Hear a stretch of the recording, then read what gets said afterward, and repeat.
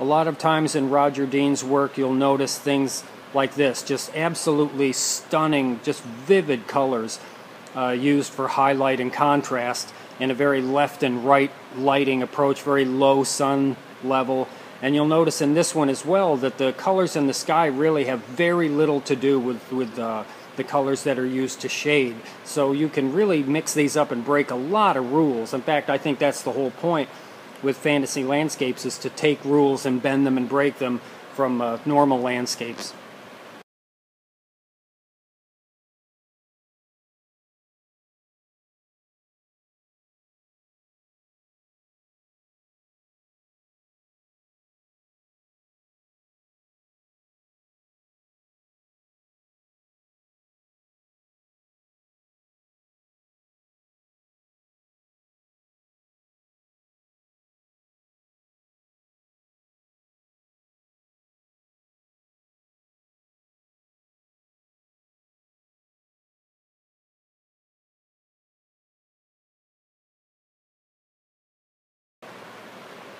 Another regular feature in Roger Dean's work are impossibly glassy bodies of waters. Absolutely so still that there's no ripple at all. It's really another hallmark of his style. And the thing you'll see in the background, that land formation, that kind of a mushroom with terra firma on the top, that's a recurring theme as well. And you'll notice that a lot of these landscapes, like I said, are land formations. They have like this organic, almost like they're living things. They're really fascinating. Another detail you'll notice in this one is that he tends to put these long connecting bridges in. I've been doing that in some of my recent work as well. But these long connecting bridges that seem to almost go nowhere, or it's just interesting stuff.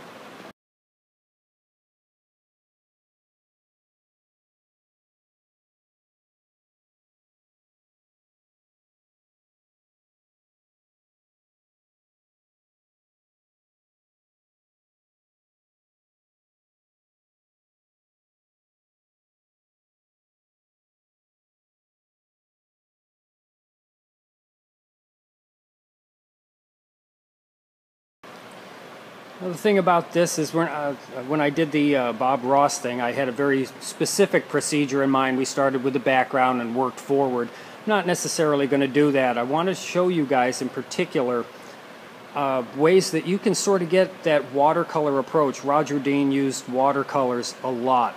So I kind of want to show you how I found a way to sort of approximate that look. And it starts out with just drawing a vector blob on this thing, just dropping in a color. That's the way I'm going to start this. So I'm just going to pick a medium gray, vector at 100, and just scribble in something.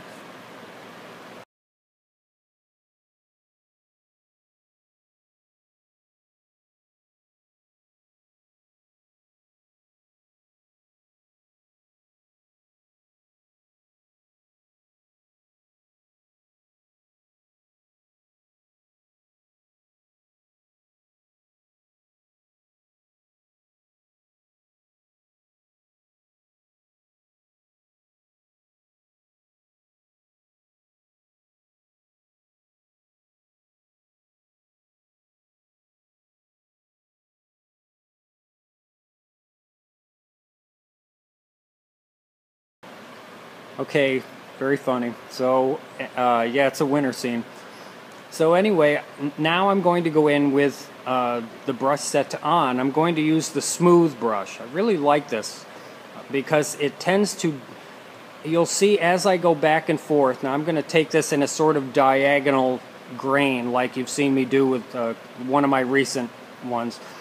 I'm going to try to pretty much do the same thing. The first thing I'm going to do is to take the vector, put it on erase, and kind of hollow out some little interesting areas. I don't even think I have to because it's pretty interesting as is, but I want you to see, how you can do certain things. So I'm just going to play with the vector on erase now for a couple of seconds.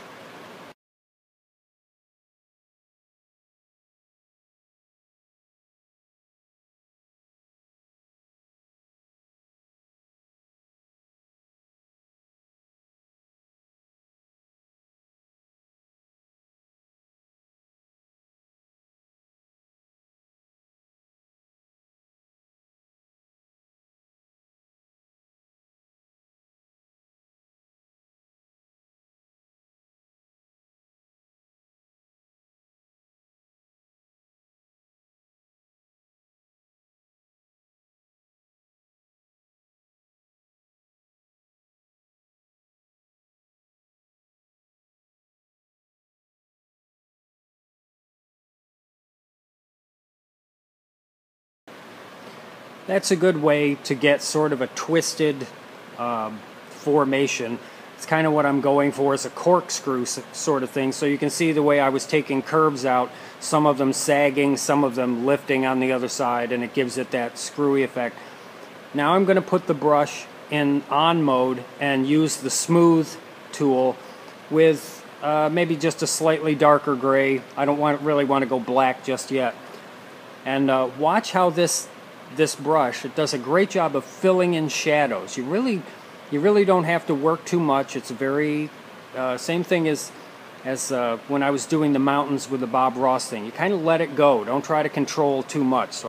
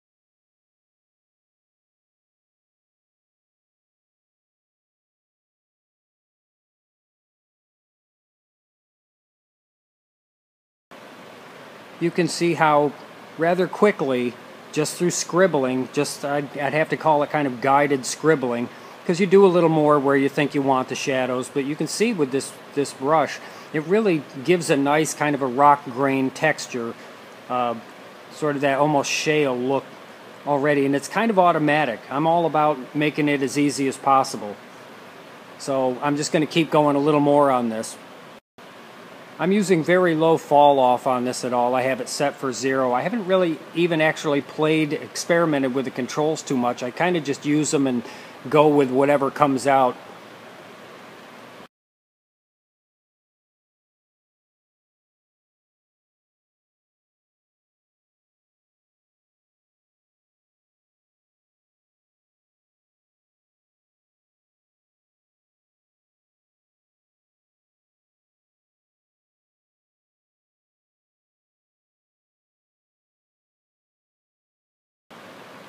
You have any questions so far about anything?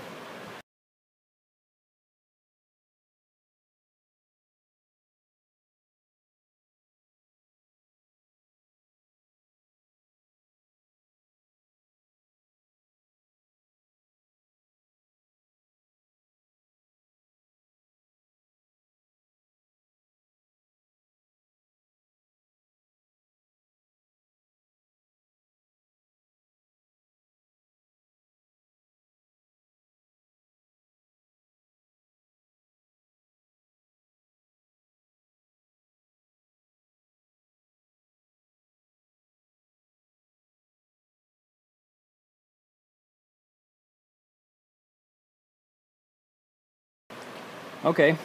All right. I'm gonna shrink that down, kind of put it off to the side, and we'll play with some other form of another landform.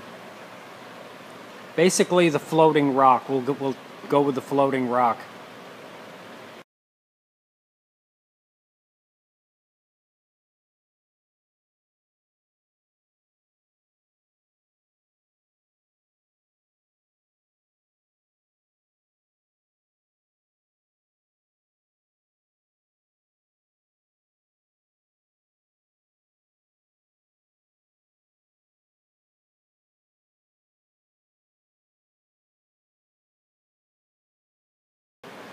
I'm going to start with the same thing, just a vector, just kind of draw a blob, and then I'll do the same kind of shading with it.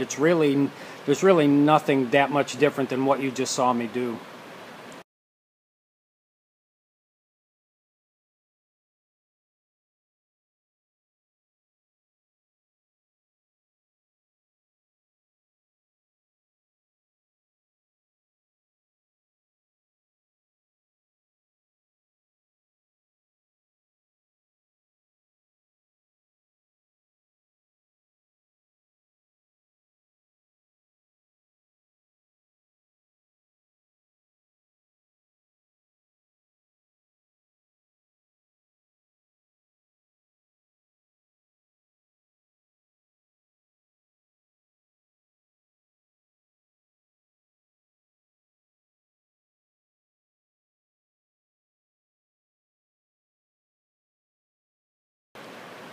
No, there's really no set place. You just kind of come in from the side.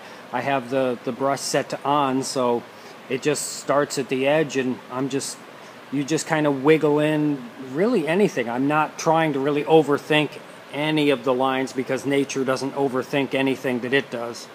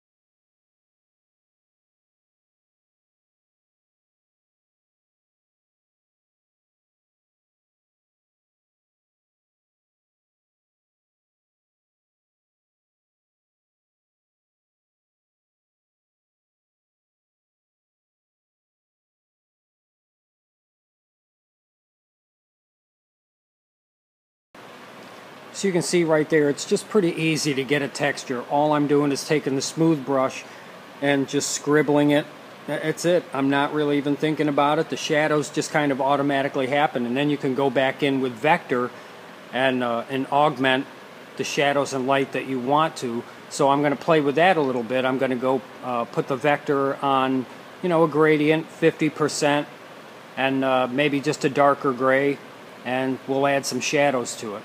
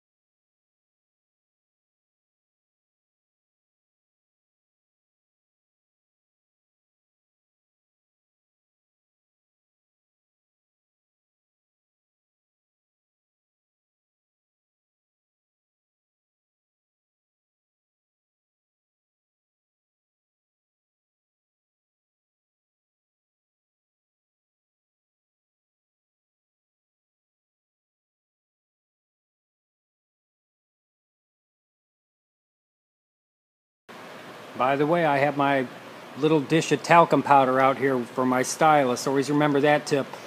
Just to keep the rubber stylus moving nice and smooth on the glass, just a little bit of talcum powder, or baby powder.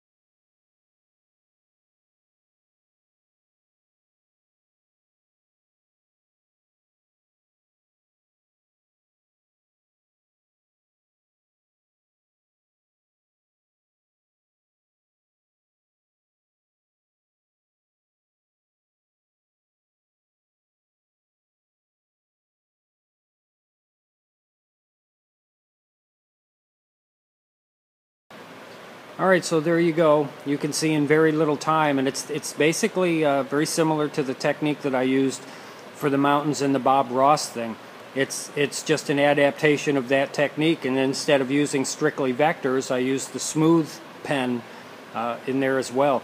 So okay, so now we got these two things just sitting out in the middle of the of nowhere. So let's give them kind of a nowhere to sit on. Let's make a background for them at this point, just so they don't look, so stuck out in the winter.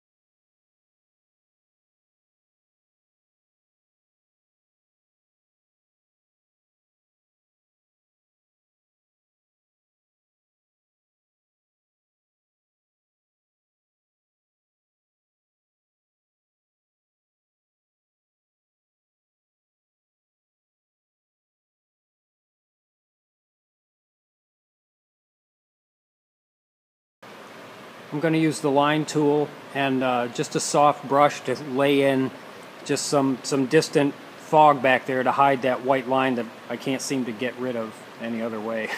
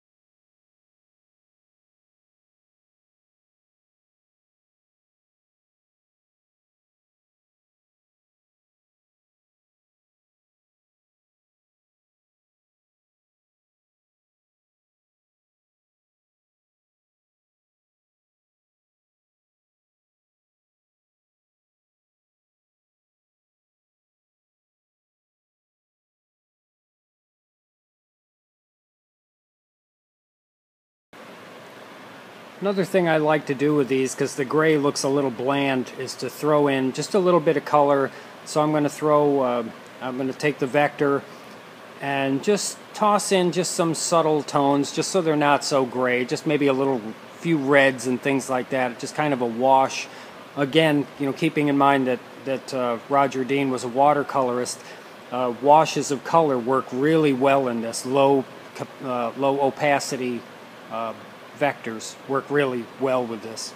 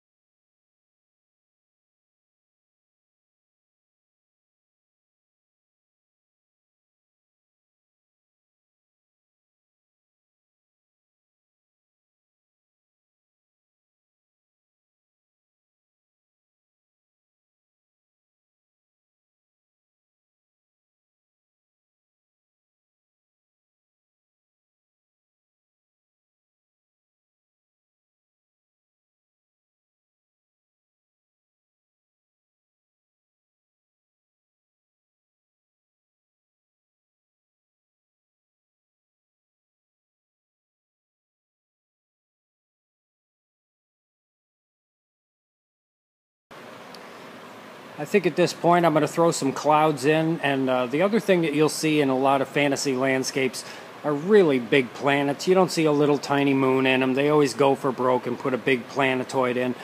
So I'm going to throw a brush that I could make. I'm not sure there isn't already one available, but I made a brush. My oldest brother is a photographer and took a picture of the supermoon a couple of months ago or last month.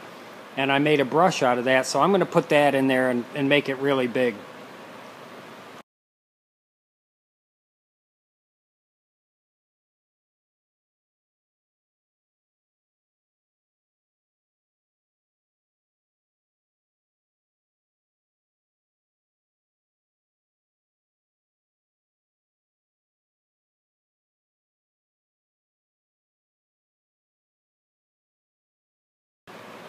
And then, of course, you have to have the reflection for the moon, so we got to do that.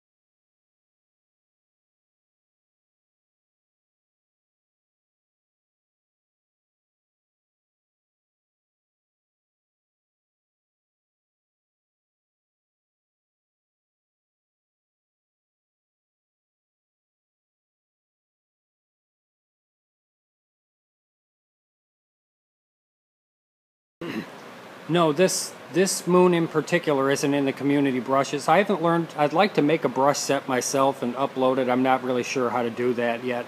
I've never played around with that. But yeah, I have a few brushes that I'd like to make and put up there. But no, this is one that I made from a photograph that my oldest brother took.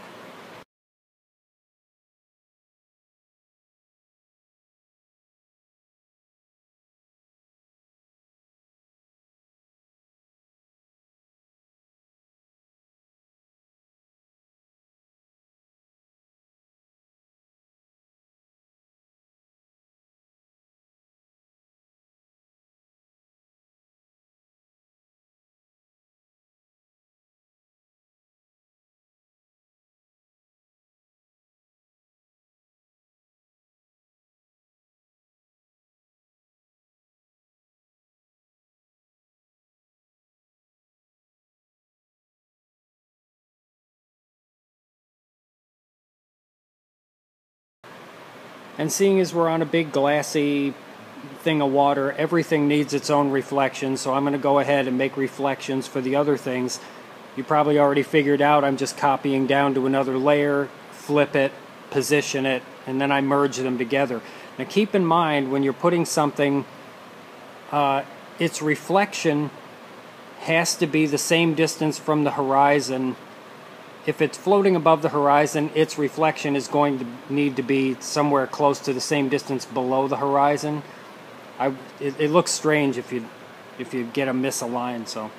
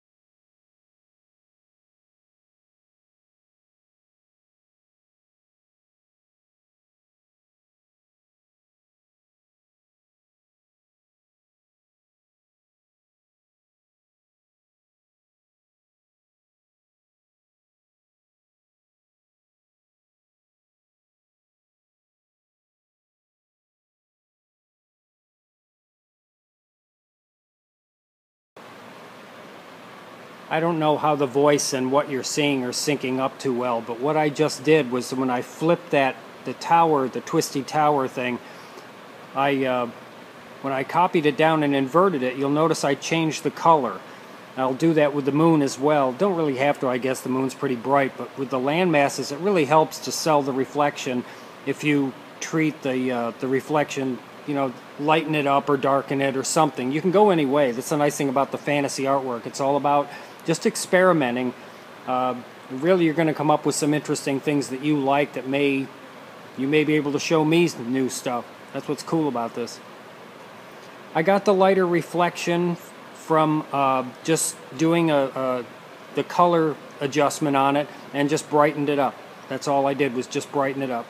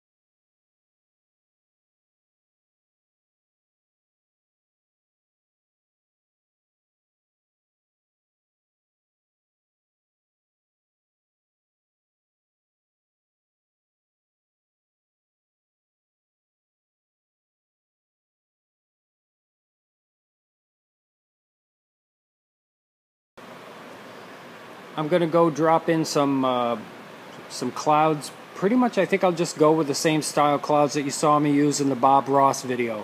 Not really sure what Roger Dean did for clouds in particular. I know the sort of anime style ones that I did, they work well in here, but they're more time consuming, so I'm going to just drop in more of a, regular cloud kind of thing in here.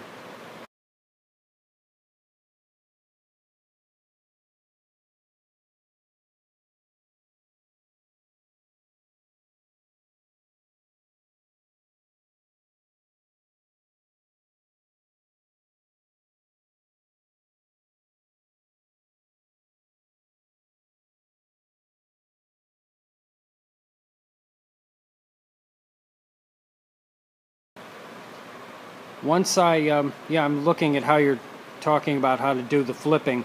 Once I actually invert the thing, I tend to merge it down so it's all on one layer, but the problem is then you kind of lock yourself into the reflection being that distance away. So I'm just kind of going through things just for the sake of speeding things up. Normally I'd take my time and have a million layers, or 10 anyway.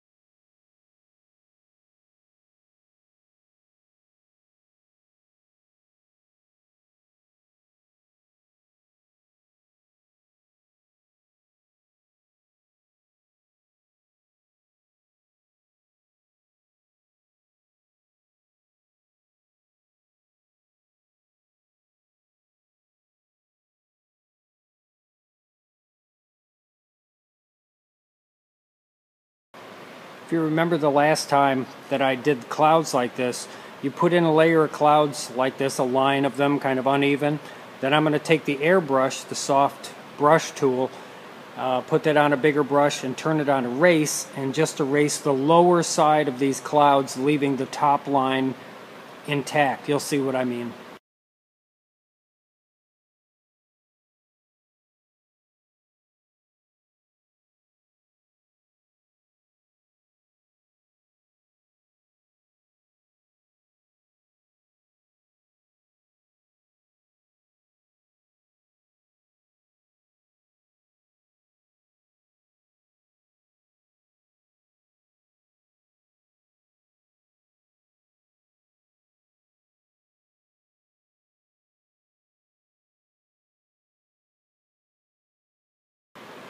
Now you go back in and you repeat the procedure again, put a line of clouds in so you get this distance between the layer you just did. You leave some of the dark and then put another layer of clouds in and erase the bottom of that.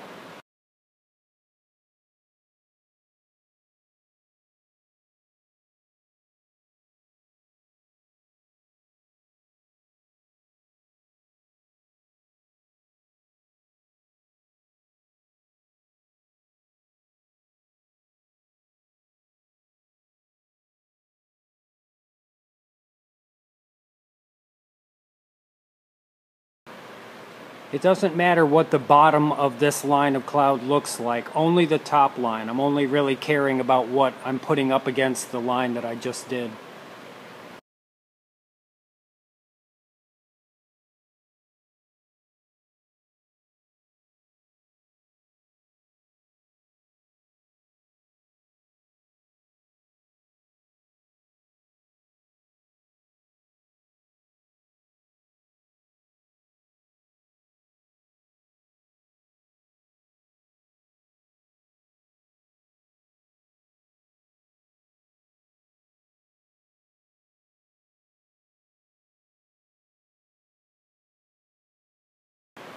I'm going to go, as long as we have the time to do it, we're doing pretty well on time. I'm going to add another layer of clouds in as well.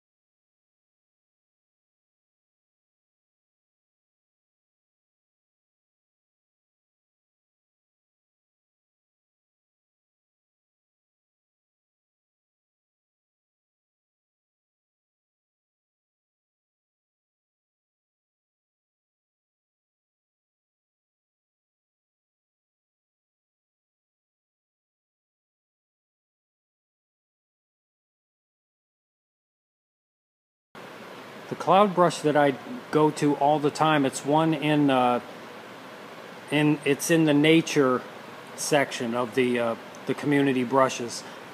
It's my go-to cloud brush for all of them. I'm not really sure what the name of it is, but it's in there.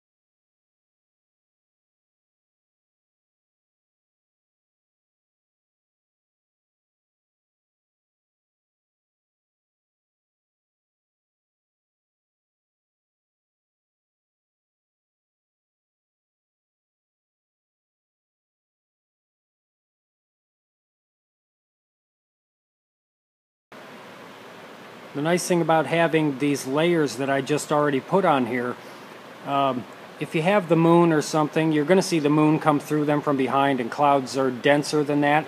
Well, the nice thing is with all the highlights now on one layer, you can go to put a layer underneath this and just paint in all the dark clouds, the shadows in any color you want. So I'm going to do that with a medium to darker gray on a layer underneath the white clouds, just to give it some depth. Maybe a little more blue, whatever. We'll see how it goes.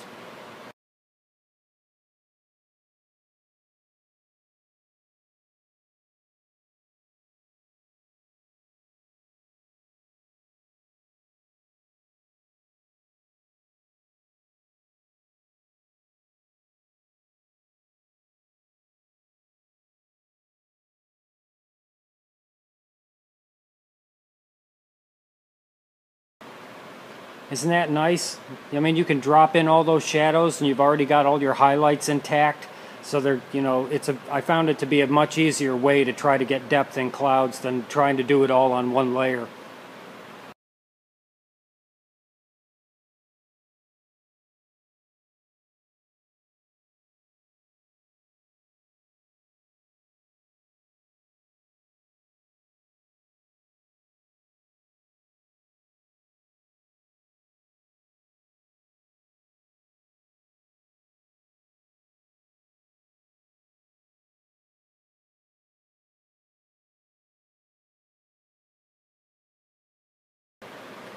Okay, so I'm going to merge down the highlight layer down underneath, so the clouds will all be on one layer.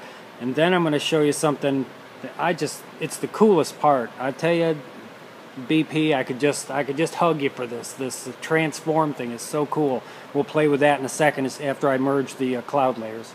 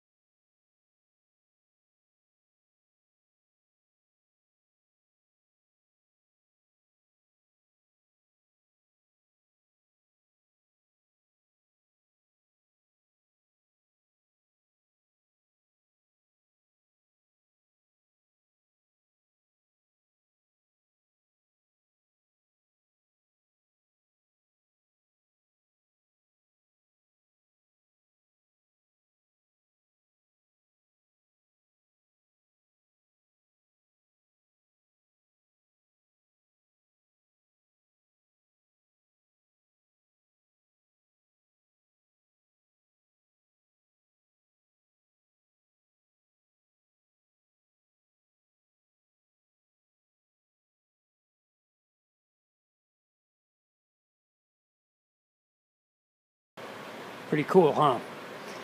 Alright, I'm going to go in and darken up the sky a little bit. Not really happy with that, so I'll add some depth to that as well.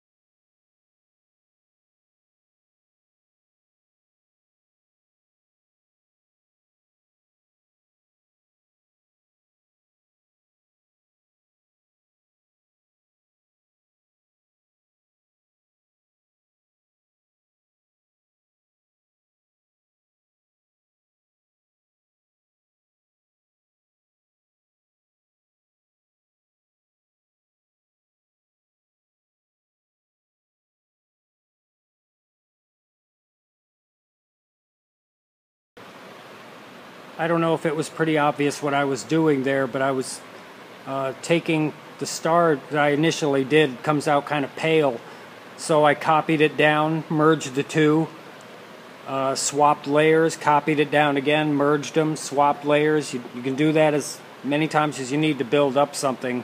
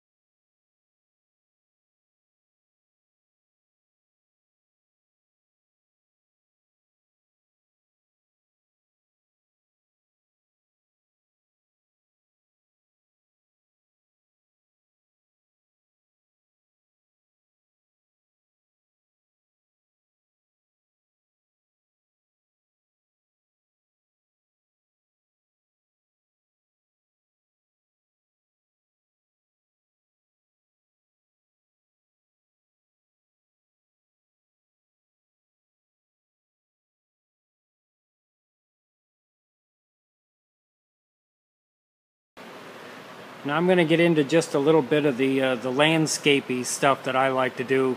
Some of the brushes, some greenery. We'll put a little tree up on the top of this thing and play with that for a while.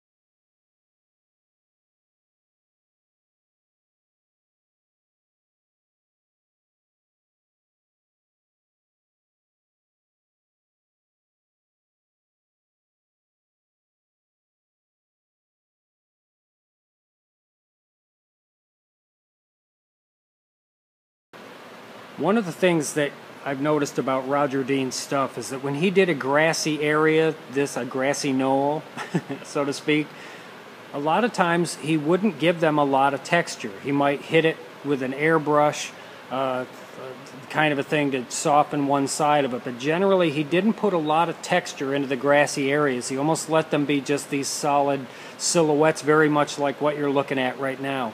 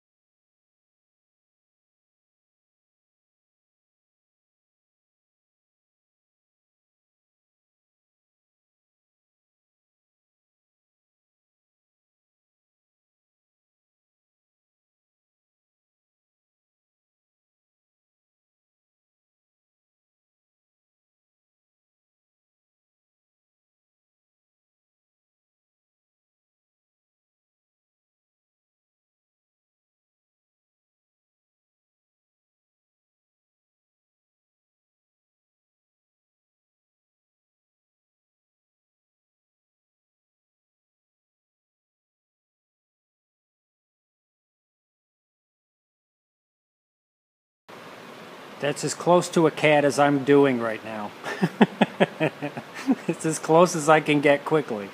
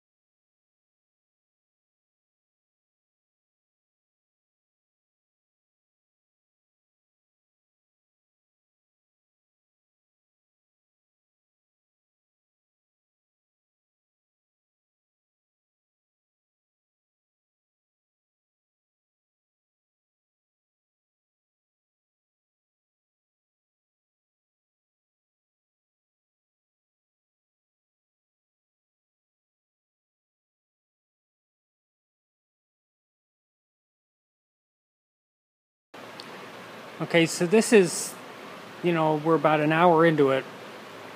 I'm not really aiming for a finished picture as much as I'm aiming to show you guys the basic components of how to put these things together. It's really a lot of compositing. I've noticed that you can, make the tower and stick it over there and then, make a bridge and put that in later and these kind of things. So it's I kind of assemble these things as I go. I'm not sure that's the way Roger worked, but that's the way I'm kind of going in my, my method of exploring this whole thing. You guys got any questions?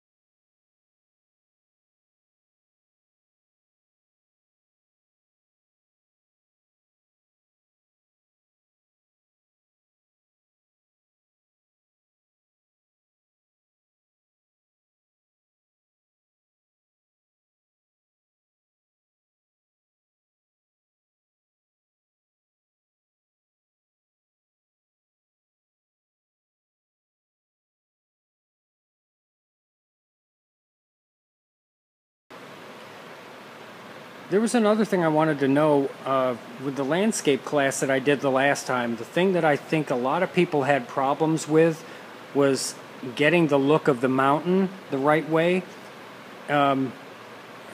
We have time. If you guys want to see some other stuff, if you have questions about the other class, I'm in a great position to just show you that kind of stuff as well.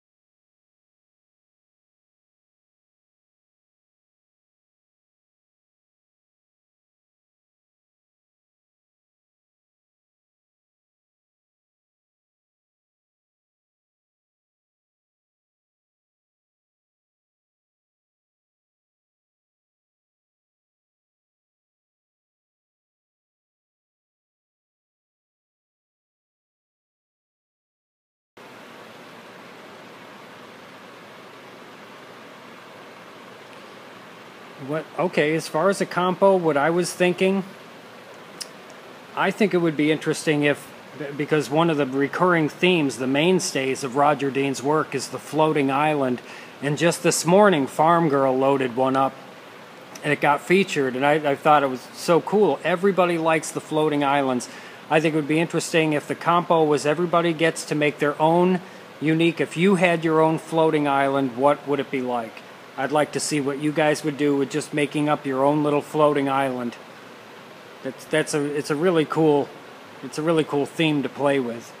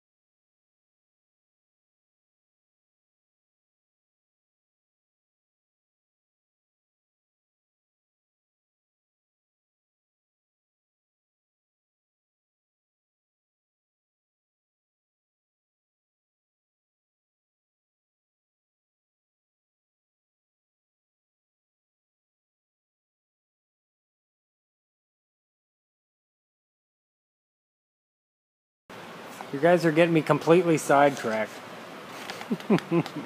Really are. I did want to mention, and I think I already did, that you can actually look at other things like say for instance a thing of broccoli, right? A stalk of broccoli. And if you were to actually draw that thing and color it in a different way, you'd have one of these floating land masses. You would absolutely have one of these landforms. Everything Roger Dean did, so much of his stuff was so organic that it really had that sort of look like it came from some other form of nature.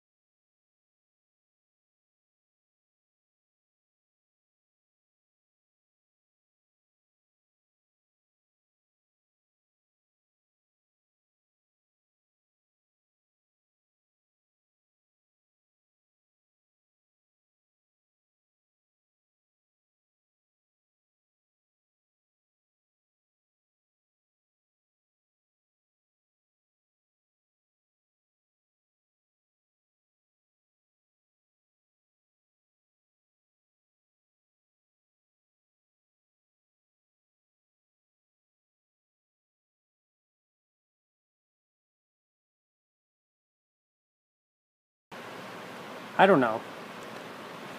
I don't know why he's there. We're just kind of playing at this point. It's pretty much what I have to show you guys. That's the basic techniques that I've learned so far in moving towards working, this Roger Dean angle. But the clouds, he didn't really use clouds like that. That's kind of a fabrication. I throw my kind of Bob Ross, angles in there. So I hope you guys learned something from this. I'm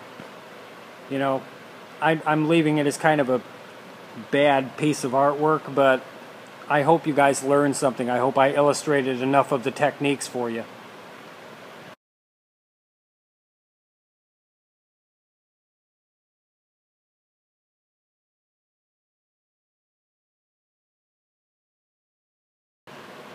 Oh yeah, I get to do this again at 2 in the morning my time. That should be the fun show. That's the one where I get pretty tired and I'm a little loopy. So if you want the fun show, stick around for the 2 a.m. one. I love you guys. I want to tell you, it's been an honor for me again to be able to teach the people that regularly impress me so much with their artwork. You guys rock. I'm really happy to be able to do this. I'm honored to be able to teach you guys. So I hope you enjoyed it.